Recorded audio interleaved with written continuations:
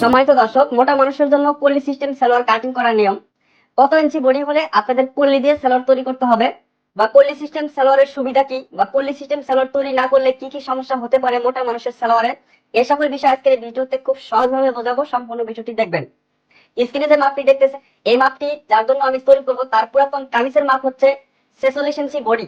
সে body অনুযায়ী এবং তার লম্বা অনুযায়ী কাপড় নিয়েছি 2.5 গজ পরিমাণ 2 হাত বহরের। 2.5 গজ কাপড়টি নেওয়ার পর কিভাবে কাপড়ে ভাঁজটি করতে হয় ভালোভাবে বুঝিয়ে দিচ্ছি।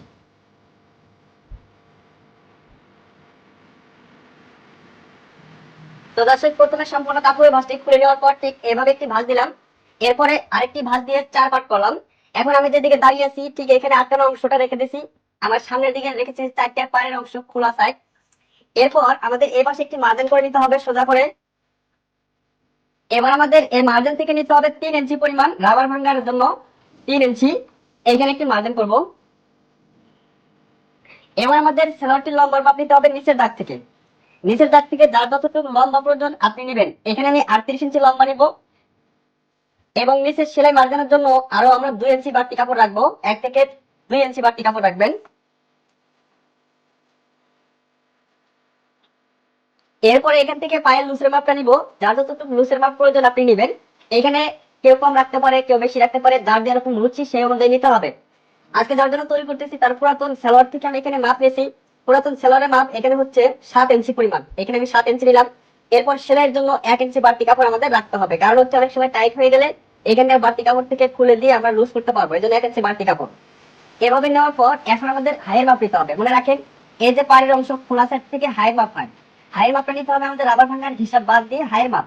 তো এই যে নিচের দাগ থেকে হাইয়ের মাপ নিব। এই হাইয়ের মাপটা আমরা বডি অনুযায়ী নিব, সব থেকে ভালো হবে। আর অনেকেই বেশ কিছু ভিডিও দেখছেন, সেই ভিডিওগুলোর মধ্যে বলা হয় লম্বার মাপকে 3 ভাগ করে 1 ভাগ নেন, বা বিভিন্ন ভাবে বোঝানো হয়। তো ওইভাবে মাপগুলো সবার ক্ষেত্রে অ্যাকুরেট হয় না।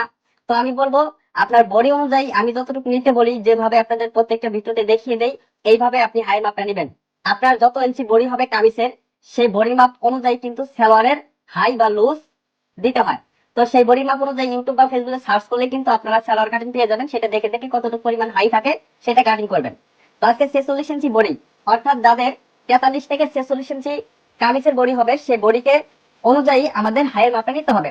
তো 43 থেকে 46 ইঞ্চি বডির জন্য হাই নিবেন আপনারা 15 ইঞ্চি পরিমাণ, তাহলে আপনাদের হয়ে যাবে। এখানে 15 ইঞ্চি নিলাম, এখানে একটি মার্জিন করবো। হাইয়ের মাপটি 15 ইঞ্চি নেওয়ার পর যেহেতু আমরা পল্লী সিস্টেম করব, এখানে পল্লী দিতে হবে। কারণ হচ্ছে আমরা যদি 2 হাত বহরের কাপড় দিয়ে তৈরি করি তাহলে এখানে আমাদের থাকে 16.5 ইঞ্চি।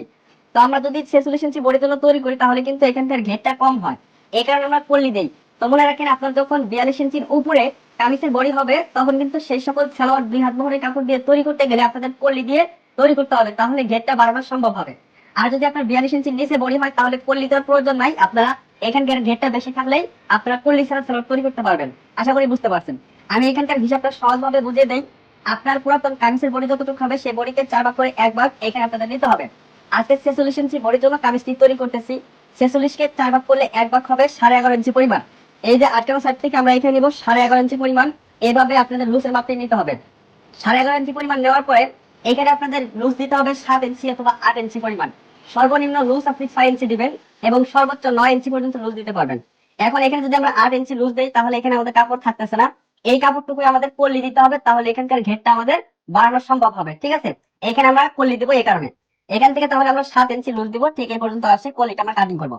যেহেতু আমরা পল্লী দিয়ে সালোয়ারটা তৈরি করব, তার জন্য এই যে 15 ইঞ্চি যে মার্জিনটা নিচ্ছি, এই মার্জিন থেকে নিচের দিকে আরো 2.5 ইঞ্চি বাড়তি কাপড় নিতে হবে, 2.5 ইঞ্চি। তাহলে আমাদের কলি লাগানোর পর আর ছোট হবে না। অনেকে কমেন্ট করেন যে কলি দিলে কলিটা জয়েন করার পর হাইটা ছোট হয়ে যায়। তো আপনি যদি এইভাবে 2.5 ইঞ্চি নিয়ে একটি মার্জিন করেন এবং এই দাগ থেকে কলি লাগানো শুরু করেন তাহলে কিন্তু হাই ছোট হবে না। এখানে একটি মার্জিন করে নিব। এভাবে নেওয়ার পরে আমাদের এখন নিতে হবে এইখান থেকে নিচের দিকে 7 ইঞ্চি। এটা হচ্ছে বেল। আমরা এই সালোয়ারটি কোমরে বেল দেব এবং কোমরে এখানে একটা জয়েন হবে, এখানে কুচি দিতে হবে। তো আমরা কলি সিস্টেম করে এইভাবে আমরা যদি কোমরে বেল দিই তাহলে আমাদের রাবার লাগাতে সুবিধা হবে, বা রাবার লাগানোর সময় ঘেরের এখানে পাক ধরবে না, বা ঘেরের কাপড়টা বেশি হবে না। এর জন্য কি করলাম, এই যে নিচের দাগ থেকে ধরে 7 ইঞ্চি নিয়ে এখানে একটি মার্জিন করে নিব। বেলের লম্বার মাপে নিলাম এটা। এটা হচ্ছে বেলের লম্বার মাপ। এখন এখানে আটকানো অংশ, এই আটকানো অংশ থেকে বডির মাপকে 4 ভাগ করবো। 4 ভাগ করে 1 ভাগ, 46 ইঞ্চি বডি, 46 কে 4 ভাগ করলে 1 ভাগ কত হয় 11.5 ইঞ্চি। এখান থেকে নিব 11.5 ইঞ্চি। এরপর এখানে লুজ দিব আরো 2 ইঞ্চি পরিমাণ সেলাই সহ। এখানে 2 ইঞ্চি লুজ দিয়ে দিলাম সেলাই সহ। দেওয়ার পর ঠিক এইভাবে মার্জিনটা করে নিতে হবে। এভাবে মার্জিন করার পর হাই রেখে কিন্তু রাউন্ড করা যাবে না, কল্লি দিলে এই জায়গাটা একদম সোজা রাখতে হবে। এখন আমাদের এখান থেকে এই যে দাগ করা আছে এখানে রাউন্ড শেপ করতে হবে। তো দেখেন এরকম যদি শেপ কাট হয়, যদি শেপ কাটটাকে আপনি যদি এইভাবে ধরেন তাহলে কিন্তু রাউন্ডটা ভালো আসবে না। আপনাদের মনে রাখতে হবে শেপ কাটটাকে এদিকে ঘুরিয়ে নিতে হবে।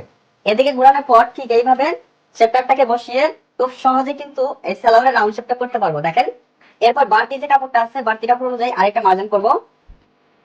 একদম সহজ এইভাবে জাস্ট শেপ কাট বসে শেপগুলো দিয়ে দিবেন।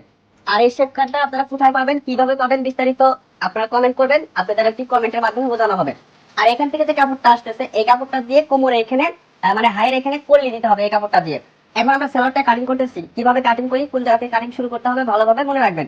প্রথমে আমাদের দেখেন এই যে এখান থেকে শুরু করতে হবে, দাগের উপরে কাটবো, সবসময় দাগের উপরে থেকে আমাদের কাটিং করতে হবে।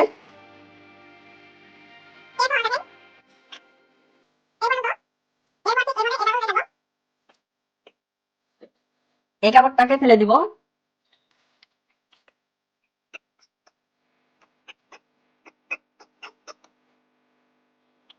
ঠিক এইভাবে কাটিং করবো, এটা দিয়ে আমরা কলিয়ে দিব। এখন দেখেন এই যে এটা এরকম হবে। আর এখানে যে বাড়তি কাপড়টা আছে এই কাপড়টা কোমরে কুচি দিয়ে এই বেলের সাথে অ্যাকোরেট করতে হবে। এতটুকু বাড়তি কাপড়টা কিন্তু কোমরে বেলে কুচি হবে। ঠিক আছে, বিষয়গুলো মনে রাখবেন। এরপর এখানে সমান করে কাটিং করে দিতে হবে। আমরা এই কাপড়টাতে কলিয়ে দেবো, কিভাবে কলিয়ে দেবো খেয়াল করেন। ঠিক এইভাবে রাখবো। রাখার পর এখান থেকে 2 পাট কাপড় নিতে হবে। এখানে কিন্তু 4 পাট কাপড় থাকবে, এখান থেকে 2 পাট কাপড় সরিয়ে ফেলবো। এরপর এই যে দেখেন এরকম 2 পাট কাপড়টাকে পায়ের অংশটাকে ঠিক এইভাবে ভাঁজ করে দিব। এখানে যে ভাঁজ করে দিব এখানে কতটুকু পরিমাণ লম্বা নিব সেটা আমি একটু শেয়ার করি। এখানে যতটুকু হবে তার থেকে 1 ইঞ্চি কম নেবেন, তাহলে এখানে হচ্ছে 10 ইঞ্চি, এখানে নিতে হবে 9 ইঞ্চি। ঠিক এইভাবে প্রথমে কাটিং করবেন। আমি আবারও দেখিয়ে দিচ্ছি, এখানে নিচে কত ইঞ্চি দেখেন 9 ইঞ্চি, তাই না? এই কলিটা দেখেন আমাদের ঠিক এরকম হয়। এখানে দেখেন এই যে দুইটা কলি, একটা সামনের একটা পিছনের।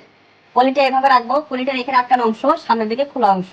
এখন আমাদের এই কলিটা আটকানো অংশটা ওই পাশে রাখবো, আটকানো অংশটা ওই পাশে, খোলা অংশটা এই খোলা অংশের সাথে মিল করবো।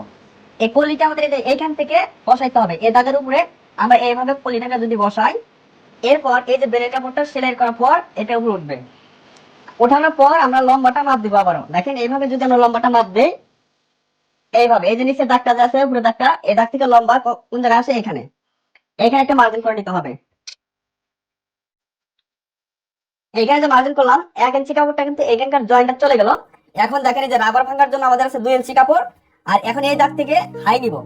হাই কত ইঞ্চি আমাদের? হাই হচ্ছে 15 ইঞ্চি, সেলাই সহ 1 ইঞ্চি বাড়তি নিলে হবে 16 ইঞ্চি।